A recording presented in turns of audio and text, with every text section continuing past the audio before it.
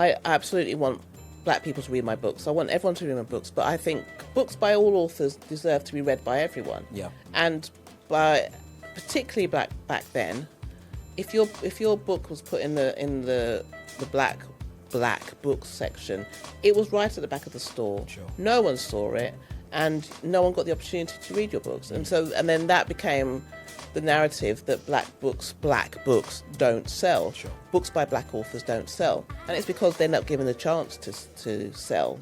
Welcome. This is the How I Crushed It podcast, the podcast that shines a light on talent in the community. This is part of a special Elevate series of the How I Crushed It podcast, brought to you in partnership with the Black British Business Awards. With the 2025 ceremony fast approaching this October, we're shining a light on talent in the community, showcasing incredible past winners, celebrating their journeys, their successes, and the powerful impact that they've made in the communities and in their industries. This week on the podcast, we have on the prolific novelist and author, Dorothy Koomson.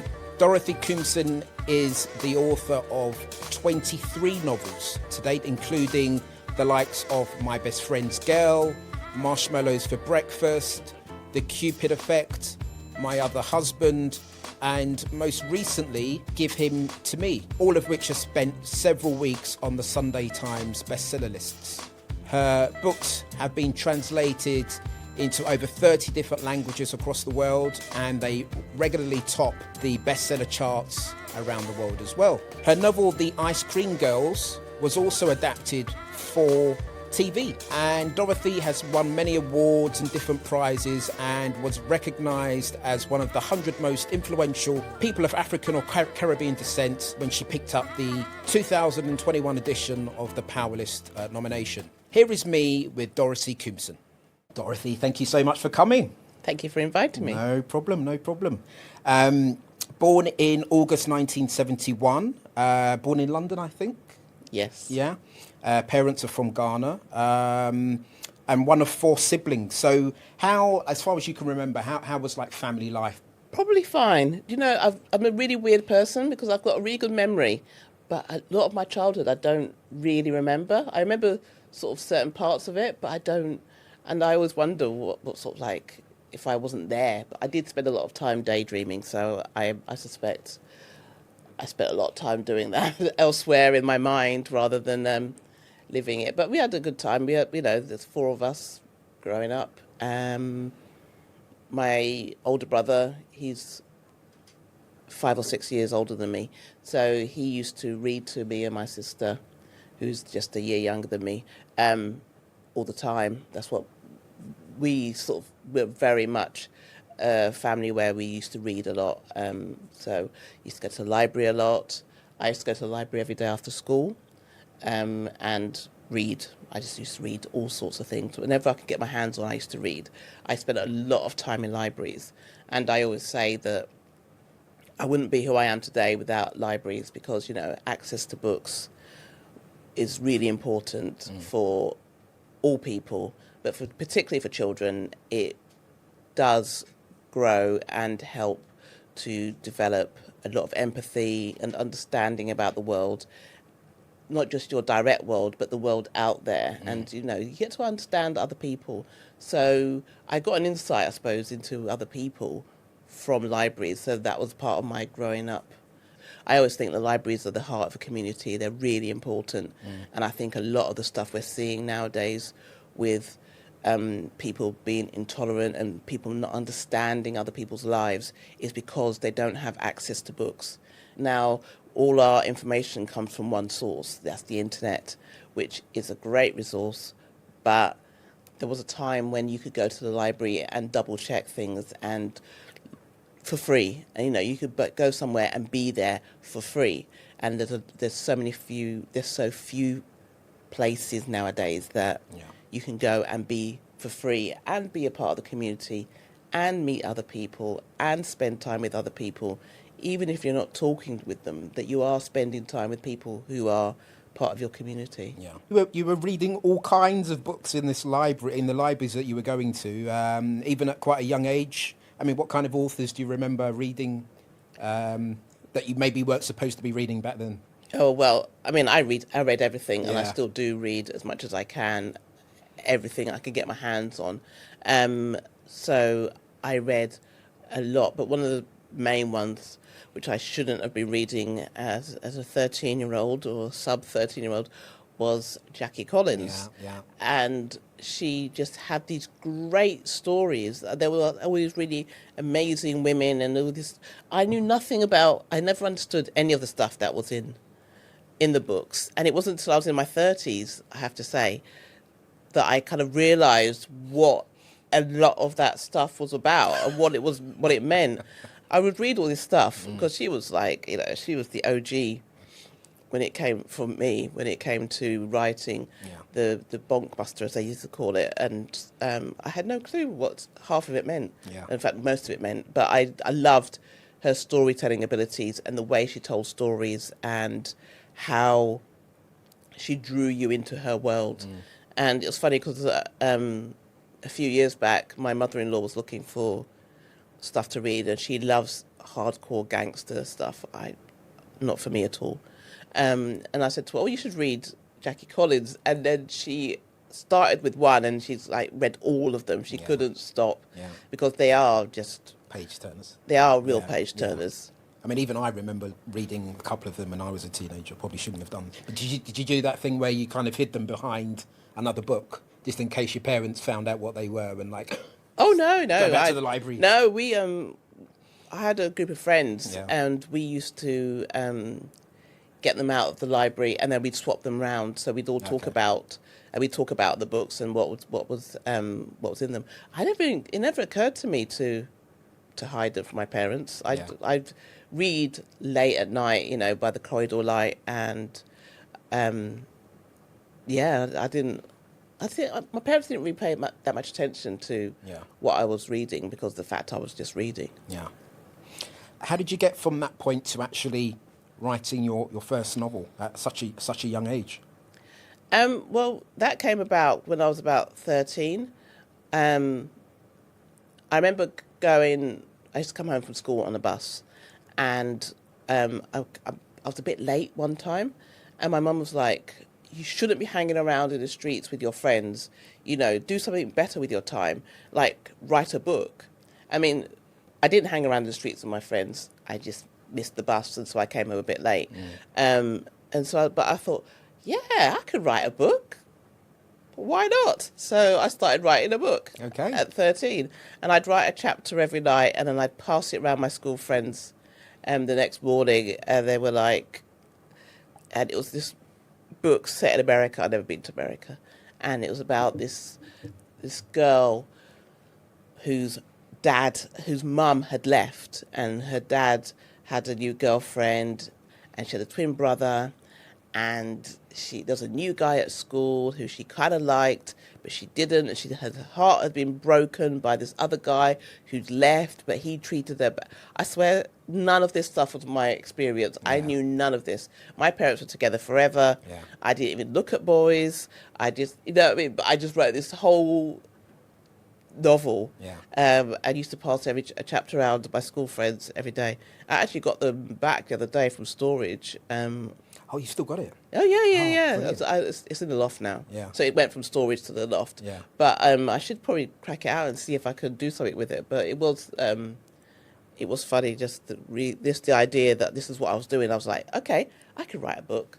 So this was literally handwritten. Yeah. How many words do you know? Oh, no, I don't know. I used to write at my exercise books. Oh, right. So you had to go to the office to get an exercise book. So I'd go to the office and I'd go, "Can I have an exercise book? I finished mine."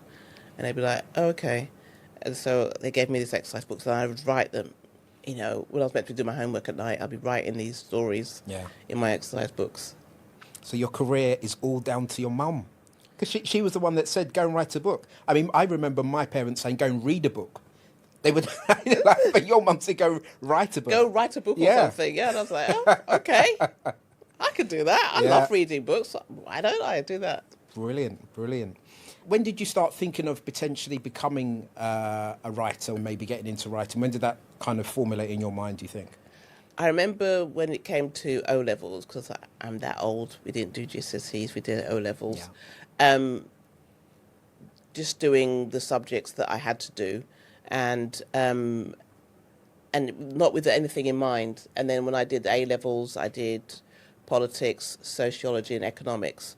So again, not at all anything that I thought what career I was going to do.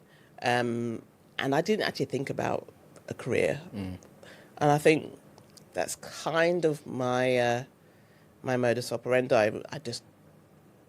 I kind of decide I'm going to do something and then do it, rather than sort of having a really set out plan. Yeah. So when I finished my A levels, I decided to apply for university, and I thought I might do psychology, because I'm always fascinated by people and the way they think, and the fact that people will say one thing and then they'll do another thing, and they'll be thinking another thing. And I always just wanted to find out how the human mind worked, and why people were like that, and why people did that. So I thought, okay, I'll do psychology.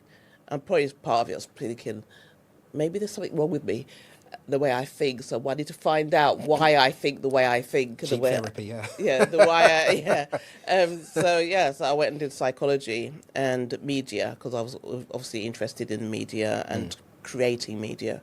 And there was only really one at the time, there was only one course, really. There was two courses in the country. There was one in Crewe, there was one in London, and there was one in Leeds. Well, I applied to Leeds. I didn't really apply to anywhere else, to be fair. And I tend to do that. Yeah. It's not probably a good thing. I often don't have a backup plan, which is not a good thing. So a lot of the time, what I do has to work, because I don't have a backup plan. Yeah. So I applied to Leeds, and I got on the course. Yeah. Good time there? Yes, it was Yeah. good. Yeah, I met lots of people. Yeah. I met the person I ended up marrying there, but we didn't get together. Yeah. And he didn't go to Leeds University. He was a friend of one of the people on my course. I see. And then you also did a master's in journalism at Goldsmiths. Yes. That right? Yeah. Yeah, a few years later. Yeah. I stayed in Leeds for a bit, and then I moved back to London. So you finished this this course at Goldsmiths, and I think it is quite a highly regarded course by all accounts. And then how did you manage to start working in the magazine and also the newspaper world? Because that's where you ended up, isn't it? Yes. Yeah. I when I was doing the course, I got work experience at the Independent on Sunday. Okay. In their offices, and I got a lot of experience from that. I did a lot of research, going up to the library again and sitting there and finding cuttings and I'd be sent out to do stuff. And what I used to do was read the Guardian newspaper on a Monday, because that's when there's media section, they have the media jobs. And also I used to read the Press Gazette, because they had jobs as well. But both the Guardian, but mainly the Press Gazette, they used to tell you when people were leaving, getting new jobs, or going to different magazines, or setting up magazines. And in the Press Gazette, there was a thing saying that a couple of people who worked at the Voice newspaper were setting up a new newspaper called New Nation. Oh yeah. So I was just like, oh look, I can work on the back. I can work on a newspaper. I've done a bit of sub editing. So, somebody who worked on the subs desk at the Independent taught me about sub editing and grammar and what different things meant. So I wrote to them and said, oh look, I'm a sub editor, because most people at the time would write and say, I want to write articles. And I was like, I can edit. Yeah. And very few people wanted to edit. So I got a job on there as the deputy chief sub, one of the subs on there. And I worked there for nearly a year. Yeah. And then they made a lot of people redundant, and I was one of them. And another day that I was made redundant, there was a closing date for job applications at New Woman magazine. Okay. And so I was like, okay, I sent over my CV. I sort of like pieced together my money, and I got a bike to take my A courier. Oh, right. a Okay. courier because Yeah. it was the closing day, and I was Right, like, you know what, Yeah. I've got nothing to lose in at this moment. I've just lost my job, so I might Yeah. as well just try and get another one. I didn't get the job, but I did. They did ask me to come in and start working for them freelance. Okay. So that's how I ended up in magazines. I see. Brilliant. I had no idea you used to work for the New Nation. That's brilliant. I mean, what other magazines were you working for across that period? Were there Oh, other I've ones as worked well? for pretty much all the women's magazines in some capacity, either Yeah. editing or a lot of them don't exist anymore. That's really sad that they don't exist anymore because that was such a huge part of my life. Magazine. So I worked for New Woman, I worked for She, I worked for More, I worked for Just 17 for a long time. Actually in their offices. I mean, we're leading up to, I guess, the major sort of change in your life, 2003, or maybe it was a bit before that. But yeah, you were kind of building up, even though you were doing these jobs during the day, sort of 9 to 5. You were still kind of writing in the evenings and weekends. Is that right? Absolutely, yeah. And but I was writing on the way to work. I'd stand at the station, you know, right at the right point where the doors open, so you can rush in and then sit in the corner with a pen and paper writing my stories. Yes, absolutely. I was still doing that because, and you know, even more so now than then, you can't be just an author. Very few people could be just an author. You have to have two jobs, and so I just saw it as having two jobs, which wasn't a problem for me. I just thought it's something I wanted to do, and this is like a thread that's run through my life that I only realised recently. If I want to do something, I will do it. So when I'm doing something and I'm not really wholeheartedly doing it, I genuinely don't want to do it. Yeah. And I have to be honest with myself about something. If it takes me ages and I have to keep putting it off, I genuinely don't want to do it. So I was writing on the train to work, writing on the train home from work, evenings and weekends. I would be sitting there writing as much as I can. You know, like I say, cobbled together some money and managed to get myself a second-hand laptop. Okay. One of those black Apple laptops. Because I could not afford a laptop, so I literally would just cobbled it together. I mean, I was going to say, actually, financially, it was quite difficult for you back then, wasn't it? In terms of like just getting by day to day. Absolutely, Yeah. it absolutely was. Yeah. As for most writers, like I say, you either had to have a rich partner or have a full-time job as well. So I absolutely just had to watch every single penny.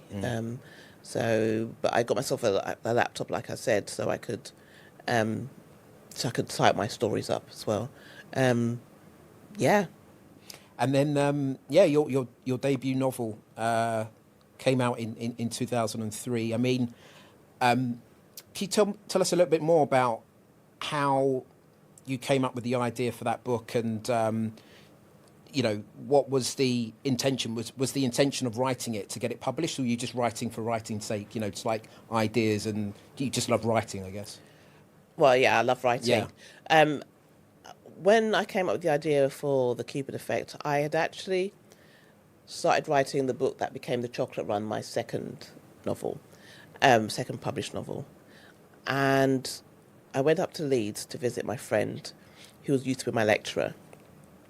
My psychology lecturer, and we went out, and she's older than me and married with 2 children, and I'm single, and you know, and we went out, and literally everywhere we went, all these guys were coming on to her, and I was like, I am literally here.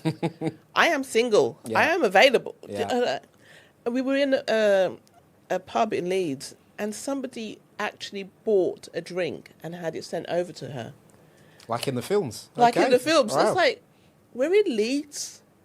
We're not in LA in a bar. Do you know what I mean? And so I was really annoyed. So then we went to a party, and all these guys kept coming up to her and talking to her and giving her a drink. And I was like, I mean, my friend's good looking, but so am I. And I Yeah. was like, what's going on here? Yeah. And so the next morning, I woke up and she was very hungover, and I was like, good, you deserve it. But she said to me, that's your fault, you know. That's never happened to me before. It's your fault. You made those men buy me drinks. And I thought, that's a really good idea for a book. A woman who's like modern day Cupid, so she inspires people to follow their hearts, but she doesn't ever find love or satisfaction for herself. So I went back to London after that, and I sat down and I wrote the first 3 chapters. And back then in 1897, that was the advice, you know, write the first 3 chapters, send it off to agents, and wait for the offers of representation to roll in. Yeah. And so I did that, and I sent it off to everybody, and I just got rejected wholesale. Yeah. And I was like, right, okay, I believe in this book, and that's one of the things that you've got to do. You've got to believe in what you're writing. And you've got to like what you're writing as well, because you're going to read it so many times before it's on the shelf. So many times, if you don't like it when you're starting, or you don't believe in it, or you're writing it for whatever reason, you're going to have a bad time. So, you know, I thought, I believe in this book. So I sat down and finished it. And then I finished it, and then I sent it off again.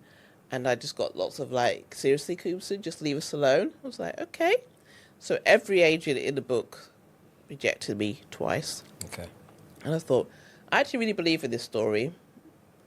It's finished. So what I did was I sent it to a publisher, and it went onto what was called then the slush pile.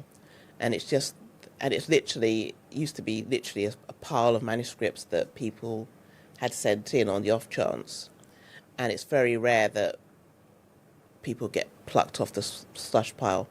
But I sent it to a small publisher that I had dealt with before, because by that point I had been the books editor on New Woman magazine.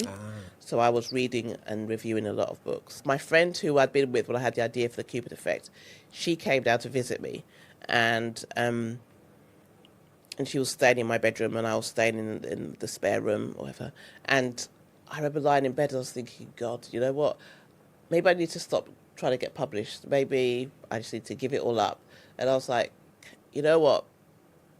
God, the universe, whoever's out there, can you just give me a sign that I need to try and keep getting published? You know, I'm not going to stop writing because I love making up stories, but I'm not going to stop. Maybe I should stop trying to get published and just sort of like, you know, go on my way. Yeah. And then the doorbell goes, and it's the postman, and so I have to go downstairs, and he's got a package for me. And he sort of hands me his package, and then I go back upstairs. And in my living room, I've got this package, not in my living room, in my corridor, I've got this pile of catalogues, book catalogues, because if you review books, publishers back then, they used to do a catalogue, a 6-monthly catalogue of the books that have coming out. So I had a load of them, all unopened in my corridor. Yeah. So it was all piled up, and I'd slung this letter on it because, like, you know, I could feel it was a book catalogue.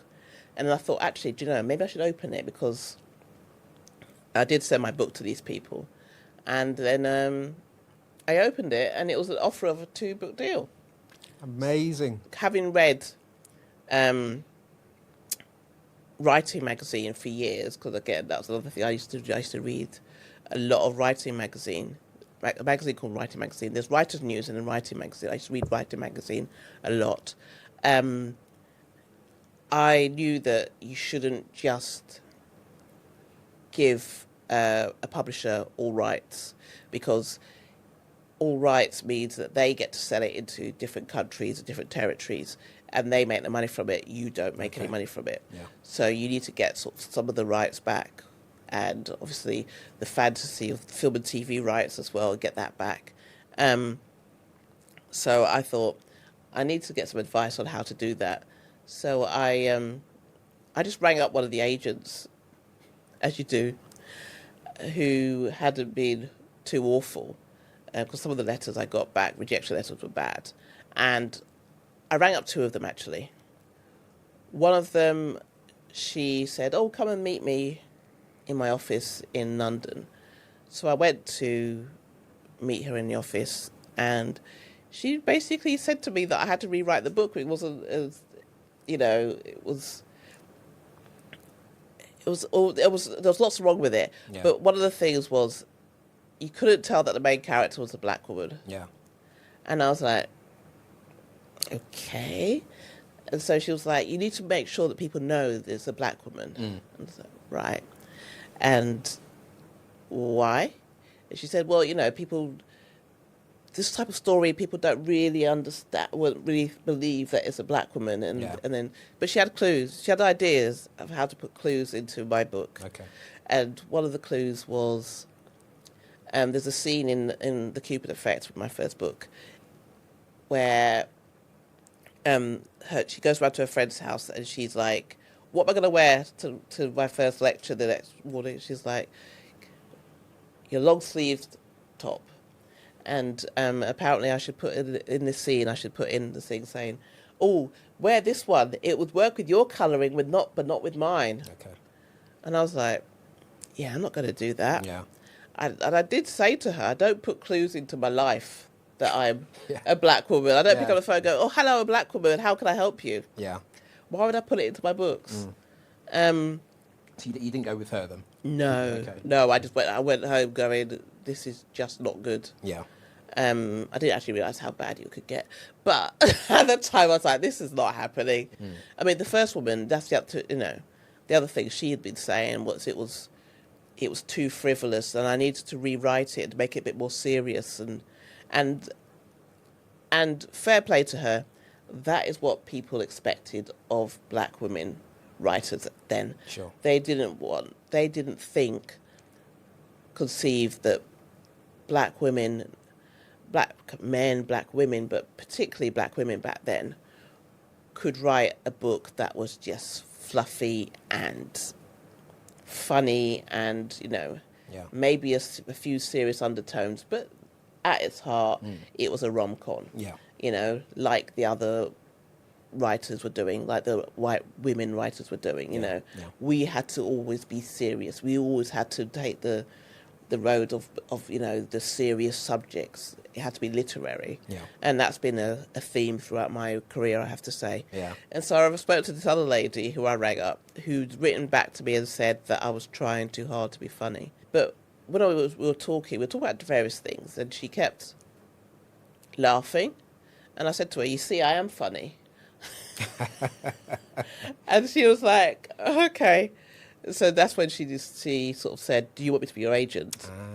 And I said, well, yes. And so she became my agent for the first two books. Yeah. And she didn't actually renegotiate that much more with the deal, but I was still labouring under the impression that I'd make my millions from the first book, have people, that's what people think. And it's a myth, isn't it? Yeah. As you've said many times, that don't have the wool pulled over your eyes. Even if you get a book deal with even a big publisher, doesn't mean your life's going to completely change. No, it's not. And you're only as successful as your last book, and it's the unfortunate truth. So as you know, this podcast has been brought to you in collaboration with the Black British Business Awards, and Dorothy won the Image Award back in 2019. So we've got a few questions for her just relating to the awards. So Dorothy, I mean, do you actually remember when you found out that you got this award with the BBBA Awards? Absolutely. I can't forget it because I arrived and I was held upstairs at the hotel for ages, and so I came running downstairs when they let me go downstairs with my bag in hand and my beautiful dress, and I was like, I'm here, it wasn't my fault that I'm late.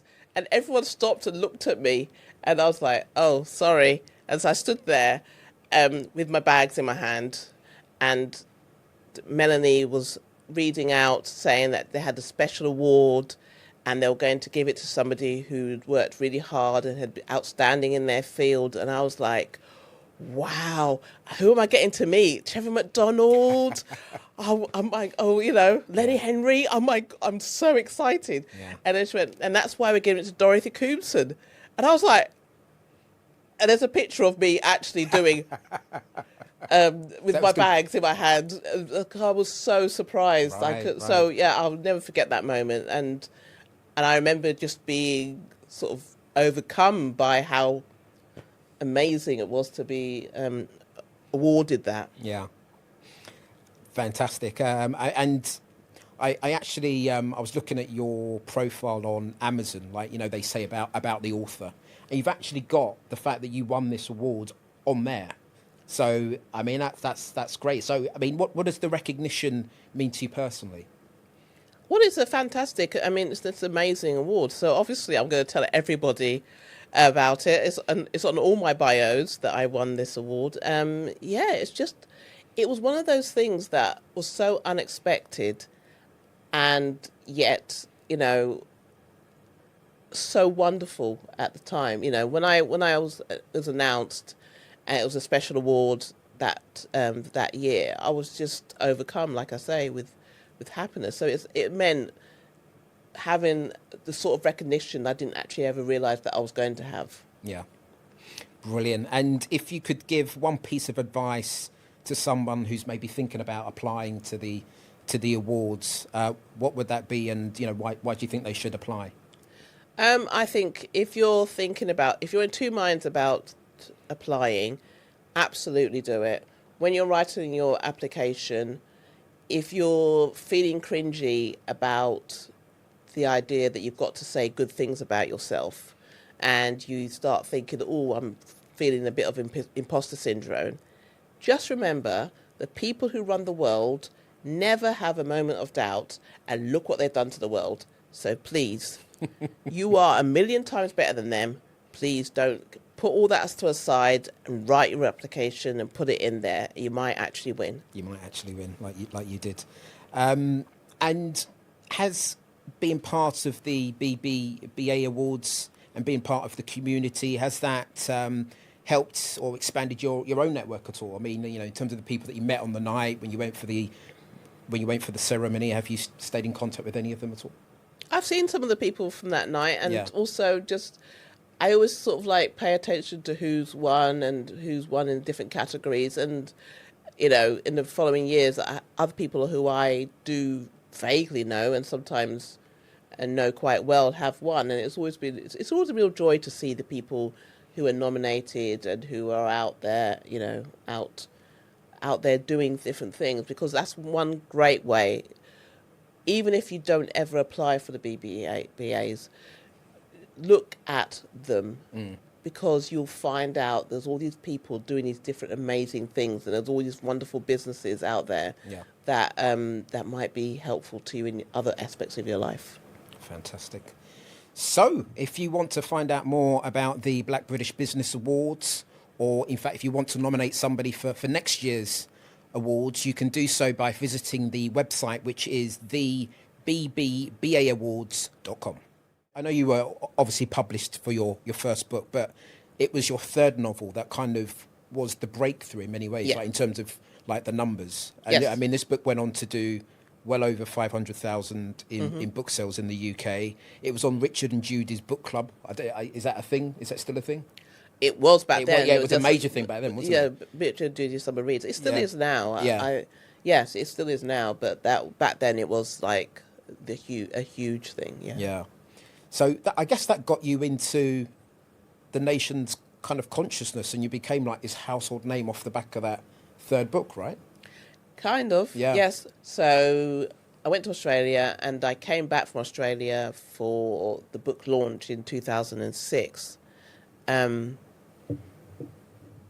But I was in Australia for the Richard and Judy thing, so I missed all of it.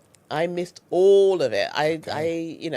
even now I still haven't seen anybody reading my book. I saw one woman with the chocolate run a couple of years ago on a plane, but I have never seen anybody actually reading one of my books. So considering how many are sold, I always wonder if my parents have it in their basement. But so I went to Australia, and when all of this was happening, and I'd get calls from my nieces and nephews and my friends, and they go, I just saw someone reading your book, or I saw a big poster. But before Richard and Judy, it was taken on by a bookshop called Ottakers. They used to be in South Bromley. Okay. Used to be quite a big bookshop. They had a summer read list, and they put it on their summer read list, and so it did really well. It was It did amazingly well, and then I came back for the launch, so I was like, there's tube posters, and it's like, there's my name. So there's a picture of me going, hi, me. And I'd go into bookshops, and my book was there. Yeah, yeah. And I remember going to, before I went back to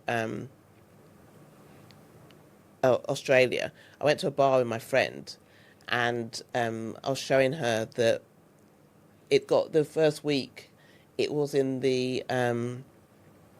what's it called? It was number 2 in the Heat Seekers chart in the Bookseller magazine, which is like a person who hasn't charted before there. So it's like number 2 in the Heat Seekers chart, and it was number 36 in the big charts. Okay, yeah. But when my friend said to me, well, one of my editors said to me, oh yeah, you're number 2 in Heat Seekers. I was like, oh my God. And she said, it was like 7 copies away from being number 1. And I was like, really? So I went out with my friends, and I was like, you lot, You got to buy some books. you're going up the road. So we went to Borders on Oxford Street, and I made them all buy it. And so the poor guy behind the counter was going, what's going on here? With every person that came, it was like they bought. Yeah. I mean, bless them. I had such lovely friends, lovely supportive friends. I mean, how was that though? I mean, you talk about sort of starting to get noticed and like, you know, posters on tubes and stuff like that. How was it adjusting to fame? Also, not just for yourself, but also your friends and your family members. How was that adjustment? I don't ever think of myself as famous. It's just one of those things where it happened, and you know, it's fantastic and amazing. And like the Richard and Judy thing again, people talking about my book on TV, and you know, all these famous people having my name in their mouth. But it's amazing. But nothing's ever as amazing as walking into a bookshop and seeing your book on the shelves. I used to go to Borders on Oxford Street and stand there and imagine seeing my book on the shelves, you know, in the K section. And my dream has always been to have a shelf of Koomsons. I'm nearly there. Yeah. Unfortunately, they don't always have all my books, so I haven't got a shelf yet. Yeah. But I'll get there. Yeah, yeah. I do sometimes forget to stop and go, wow, look at what you've achieved. You know, it's just like, oh, I've done this. I've got to write another book now. Yeah. I've got to promote this book now. I've got to tell people about this book now. So I forget to enjoy I see. Yeah. but I mean, I'm always excited. And like I say, I always go into the shop whenever I can. If there's a chance my book might possibly have been on the shelves at one point, I will go in and double check and make sure I have a look. For you personally, how many versions of a book do you have to get to before you write that final one that we now see in the shops? Like how many do you tend to go through, do you think? This is it's a kind of difficult question for me, because as time's gone on, I write fewer drafts. Okay, drafts. That's that. Yeah. Yeah. Technical term. Yeah. Versions. Yeah. No. It's a valid way of calling it. Different versions. For me, and this is the advice I give people whenever people are struggling and people have this thing, they're really struggling with writing a book, and they'll go, I can't do this bit, or I'll give you an example. One of my friends, Graham, I spoke to him, and he said he was writing this book, and he'd written about 20,000 words of it. But I was like, okay, good, that's good. And then the next time he spoke, 3 or 4 weeks later, he said, oh yeah, I'm doing really well with the book. I'm up to 18,000 words. I was like, how have you gone backwards? And he was like, well, I said, stop it. Sit down and finish the book. Stop rewriting it. And this is the thing that stops a lot of people from doing stuff. They go back and rewrite or edit what they've just written. Oh, so they don't finish it; they just keep They, rewriting. yeah, they keep rewriting okay. certain bits, and I was like, that's just a way of never finishing. So you've got to get it down. It doesn't matter what state it's in. No one's going to see it. Yeah. No one's going to see the first state. So just get it down. Leave big gaps in it if you want to or you need to, because, my books are full of write more or explain this in square brackets in capitals, and I just move on. Yeah. You get it down, and then you go back and you rewrite it. And I remember speaking to him a few weeks after that. He said, that was the best advice you've given me, because it stopped me from constantly going back and, meddling with what I've done. Yeah. Because then you think, oh, no, but I need to fix this because of this. No, leave it. Yeah. So when I'm writing, I just literally get the words on the page. And then for me, the fun bit is going back and editing and cutting things out, putting things in, putting in the clues that would make people guess the final twist. That's always there. Yeah. So for me... And then how many back and forths would you have with, like, the editor? And, like, how... Because I know, obviously, in your journalistic career, you're used to editing and sub-editing, but I was just wondering, in terms of your novels, how long does that process take? It doesn't take as long as it used to. Okay. Again, it's the more experience you get, but also, for me, I'm a bit of a control freak in that I need to control what I'm doing. So I would rather I decide to change something than an editor. Okay, yeah. So once I finish writing it and then rewriting it, I go back as an editor, and I advise people who haven't got editorial background as an editor to go back as a reader. Read your book. Don't go back with a pen or anything or rewriting in your mind. Go back and pick it up as though you have bought this book. You've spent your hard-earned money on this book, and then look for all the things that you would absolutely have a go at another author about. And so once I've done that, very rarely do my editors come back with huge rewrites. I see. They do come back with suggestions or things they don't think are plausible, and then you have the copy editor who comes back with their versions. So in many ways, I guess your journalistic career has helped your career as a novelist. Absolutely, absolutely. With titles, Yeah. with structure, with editing, and also with dealing with people, because that's the other thing. I think a lot of people don't realise that in the publishing world, you have to pick your battles. When you're publishing a book, you have to pick your battles. You can't fight every battle. I mean, I'm up for it. I'm up for a fight if I have to, when I believe in something. Yeah. But you need to let people do their jobs sometimes. Sure. And me thinking I can do everything in the whole world ever, it's not helpful. So I have to stop myself sometimes and sort of think, actually, you know what, that cover, it might not be my favourite cover, but I think it's a good book cover. Yeah, yeah. The editor knows what they're doing. So, like, they'll present me with the pink cover and the green cover. I'm like, you choose, because it doesn't make any difference to me. Okay. But, for example, if they wanted to put just a white woman on the cover of my books, it'd be like, no, that's a red line. I have my red lines, and that's not going to happen. Yeah. And they know that. Yeah. And I think, I mean, correct me if I'm wrong, but you've been quite sort of strategic in certain ways. Like, I think back in the day, you said you made the decision that you didn't want your books just to be in the black section of bookstores. You wanted everybody to have the opportunity to read that. Was that deliberate, so that your books would then appeal to the broad audience, or would you say it was quite deliberate? It's deliberate in the sense of I absolutely want black people to read my books. I want everyone to read my books, but I think books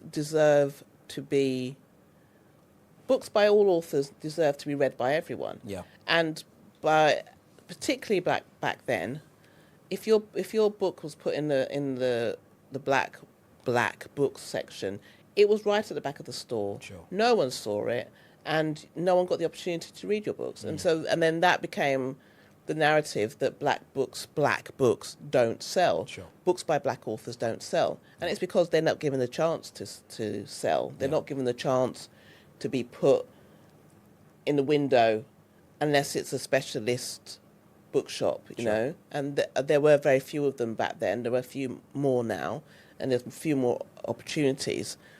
But again, this is all part of what I was saying, you know. I know a lot of the trade magazines, they ignored my books and ignored me because I wasn't writing the type of books that they think black people and black women should be writing. So they would have, you know. So yeah, it wasn't okay. That's why I didn't have my picture in my back of my books on the back of my books for a long time, or partly. But you know, and now it's there, and I'm like, one of my publishers sneakily put it in. So what book was that? Was that like halfway through, like book 10 or something, or? Yeah, I think it was. Yeah, okay. Yeah, right. But and they did it because they did a page about me page at the back. So fast forwarding a few years, if we fast forward to 2013, I mean, you'd already written this book called Ice Cream Girls, and it ended up being made into a 3-part TV series. I mean, can you tell us a little bit more about that and how that came to be a big thing? Yeah, sure. I love talking about the Ice Cream Girls TV series because it was an experience. You know, it's funny actually because it's 10 years later now. Somebody was interested in the Ice Cream Girls, and they really enjoyed the book, and so they optioned it. And unusually, it actually got sort of like through quite quickly. But I wasn't a part of the process, and if it was being made nowadays, I think I would be. Yeah. But at the time, I wasn't, and for me, there was a lot of issues I had with the production. For me, the book was about 2 women who are groomed by an older man who happens to be one of their teachers and end up in an abusive relationship, and one of them ends up killing him, or one of them ends up going to prison for killing him, and the other one gets away with killing him. And then the one who goes to prison comes out of prison and wants revenge, basically, and wants to clear her name. And the other one is desperate to hide the fact that she did all this stuff when she was a teenager. But when I came up with the idea for the book, and then I was researching it, I discovered that most women go to prison for killing an abusive partner. And at the time, when I started writing it, I thought I knew what abusive relationships were all about. And so when I started researching, I realised I had no clue what abusive relationships were all about, and how they are all about the emotional and mental abuse and the isolation and making somebody so dependent upon you that they have nowhere to go, well before the physical stuff starts. And for me, the TV series didn't show that at all. Okay. It sort of like fell back into all these stereotypes about single parent families. You know, you have to live on a certain side of the tracks, and you have to be a certain type of girl, and the black girls are this and white girls are this, and that was none of my book. My book, and I got so many letters and emails and people talking to me at events saying, this is the first time I've seen my experience with abuse accurately reflected, because people always think it's just about being hit, and it's not at all about that. And I just think the TV series didn't do that, so that was the most upsetting thing for me, I think. More than them changing the ending or the killer, it was the fact that something that I had done, spent a lot of time researching, had been sort of changed in that way. Yeah. So, and I think for a lot of novelists that have their books optioned and turned into TV or movies, they have the same sense of frustration that, you know, your work that you've created, you don't necessarily retain all that control of the narrative. No, you don't. And It would be different nowadays because people are allowing the writer of the original source material to be a lot more involved, Yeah. because you do know the characters and you do know how you can change things. Yeah. And for me, like I say, I didn't mind about changing the ending. I kind of minded about changing the killer, but it's I understand it's a completely different medium, and a lot of things do need to change. But there's some things that I didn't feel needed to change. Yeah. And they wouldn't have changed if the person who was writing the script understood what the thing was about. Yeah. I mean, would you do it again? Would you, if somebody came to you and said, look, we want to option this book for a movie or for the BBC or something, would you Well, go lots of through it people again? have, I mean, the guy who, one of the best things about the Ice Cream Girls TV thing was I became quite friendly with Nicholas Pinnock, who who was Dr. Evan in the Ice Cream Girls. He's an actor, by the way. Yes. Yeah. And he optioned one of my books, Tell Me a Secret. Okay. And Gabriella Union, she's optioned another one of my books. Hollywood actor. Yeah. Yeah. Nothing comes of these things. You Yeah. know, people option things all the time. But things are different now. Like I say, people want you involved, not necessarily to write it, and I wouldn't necessarily want to write it, but being involved, you can help them to change things in a much better, in a much more sympathetic way, I suppose. Yeah. Now, kind of moving on, you've had this tremendous success, but I think what maybe a lot of people won't realise is that even though you've had all these books in the stores now, are you up to number 20 or 19? 23. 23? Oh my gosh, missed a few books. At least, I mean, I don't know if it's still the case today, but I know a few years ago, quite recently, you were still saying that even though you've had all these books in the bookstores, you still face rejection. Absolutely. Even at your level, you're still facing rejection. How is that a thing? Like, why are you still getting rejected? And is that for all, bestsellers, or is it just you, or what is that about, would you say? Not just me, no. No, I mean, like... No. Yeah. I say this all the time, and rejection is part of being a writer. It really, really is. And you've just got to get comfortable with it. You've just got to learn to use rejection as a motivator, as something, just make friends with the rejection, because it's going to happen. And you'll get to a certain level. There's very few authors who don't face rejection and who haven't faced what they call failure as well in their life. It's part of the job, and if you let it destroy you, this isn't the job for you. It will, because it will just destroy you. Yeah. But rejection could be things like, if you're trying to move publisher, other publishers are like, not really interested at this time. You can get bookshops that go, do you know what?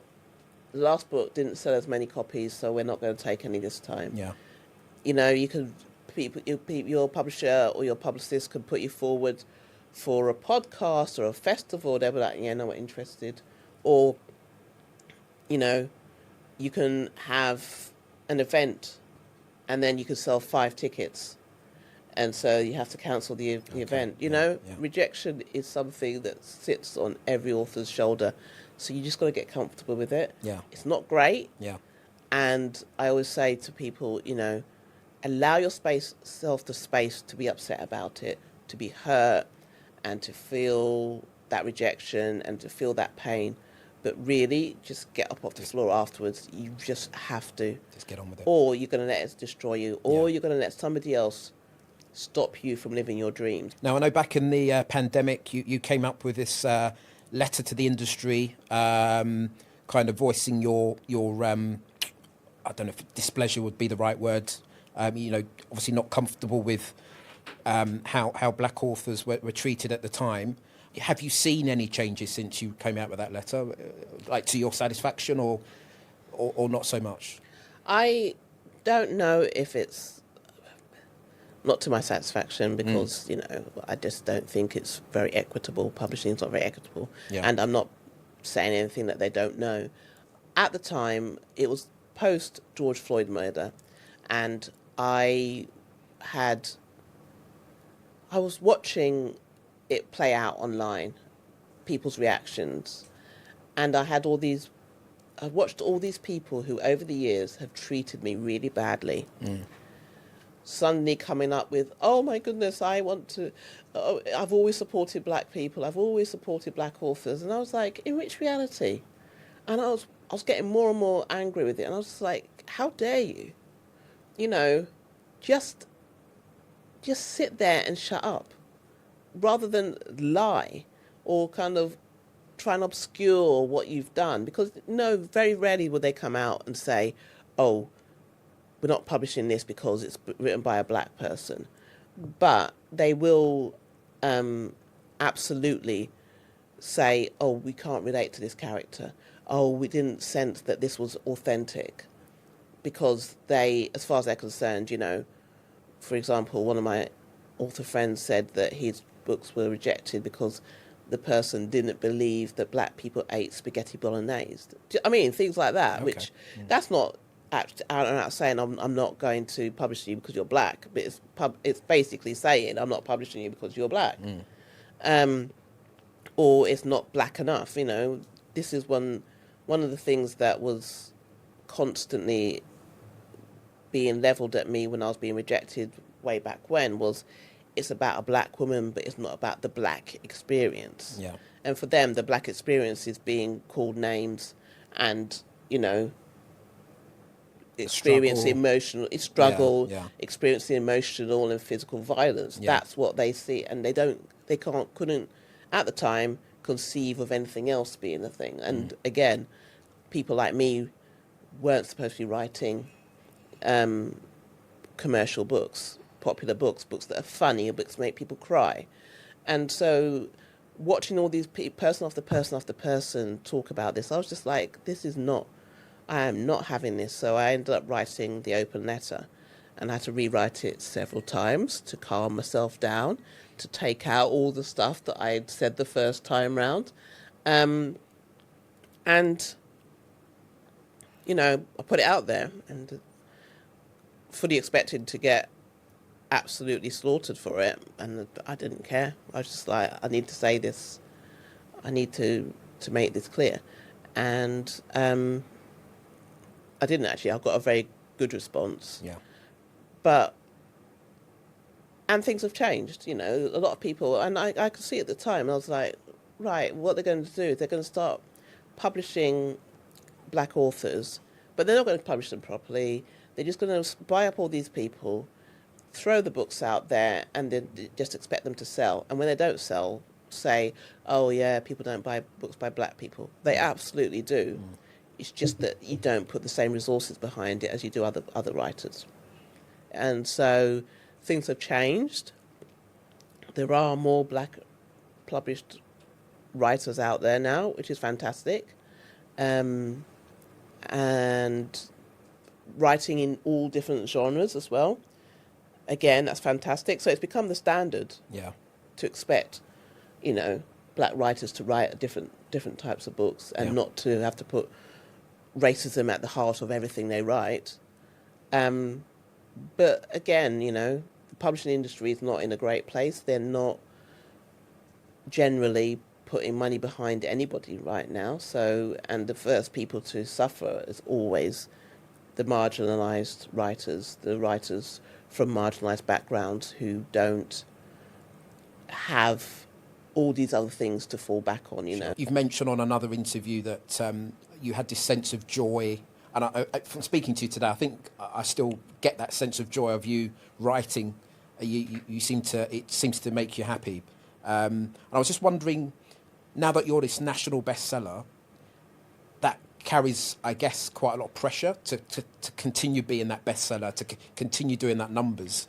And how do you deal with that? Like, how do you try and retain that sense of enjoyment that you had right back at for the first novel?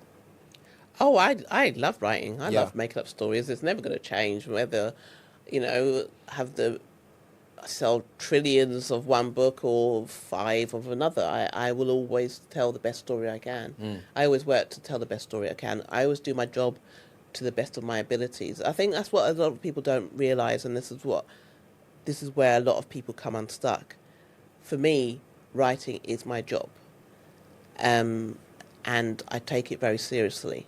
I love what I do, and I'm very fortunate to do a job that's so cool and fun and exciting, and I can get to explore all sorts of things, and I get to get revenge on all sorts of people in my books. It's just the best job, you know, but it's still my job, and so I have to do it to the best of my ability. So that's how, you know, you keep focused on that.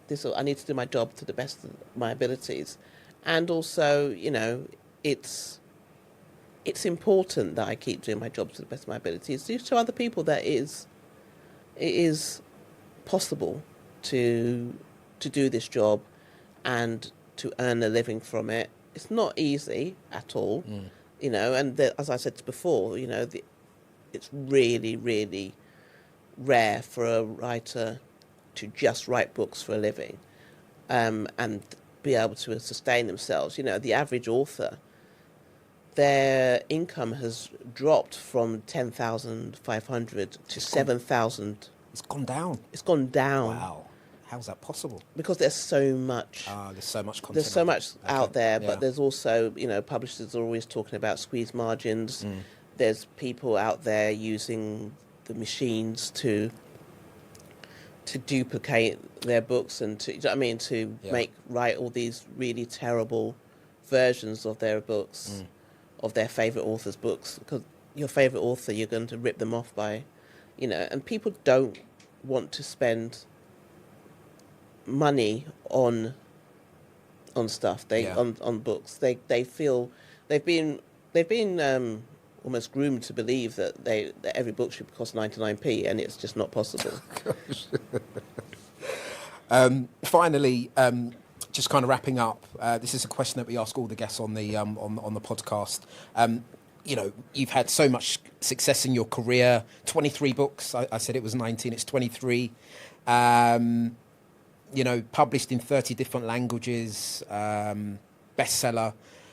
How much of your success do you think is down to hard work? How much of your success is down to luck? Or how much is down to your talent? If you actually isolate one of the three, what's been the biggest contributor, do you think? Well, I think in the past time we've been talking, you know that I'm not somebody who's going to answer the question you want me to, isn't it? You know, I'm not going to say it's none of them. It's all of them. It's all of them. You know, hard work. You have to work hard. You have to do the best job you can. Talent. I can write. I am good at writing. I'm not going to pretend I'm not good at writing. You know, I am, and I'm good at editing as well. And I'm good at knowing when to switch things up.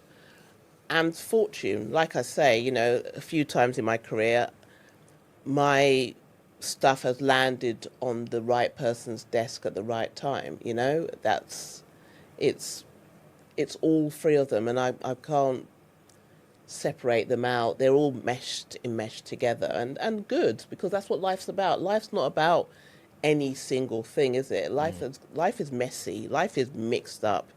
Life is all about all of those things, you know, finding what you're good at, doing what you're good at, but also having the opportunity to do what you're good at the right time. It's all a big blended mess. Okay, so it's all of three. It. Yes. Okay, great stuff. Well, as I say, I really find the fact that you're still enjoying what you're doing. You know, you find it a job, but you know, it's something you love to do passionately. And we thank you for coming on the podcast. Thank you for inviting me. Okay, there we have it. What an honour it was to have Dorothy in the studio and doing the podcast live. Big thanks to her. Definitely one of the most successful black authors to ever do it in the UK. No question about it. And as I think it come across in the interview, she clearly has a kind of love and passion for it still. Are you a big fan of her books? You know, if so, which are your favourite books? Get in touch with us. Send us an email to howicrossedit@gmail.com, or you can contact us on social media or via the Spotify app. Once again, big thanks to the Black British Business Awards for collaborating with us on the series. If you want to find out more about the awards, you can do so by visiting the website, and we'll put that on the show notes. As we said, the ceremony is fast approaching. It's in October, so looking forward to that. And that's it. Thank you for joining us this week, and we will catch you on the next show.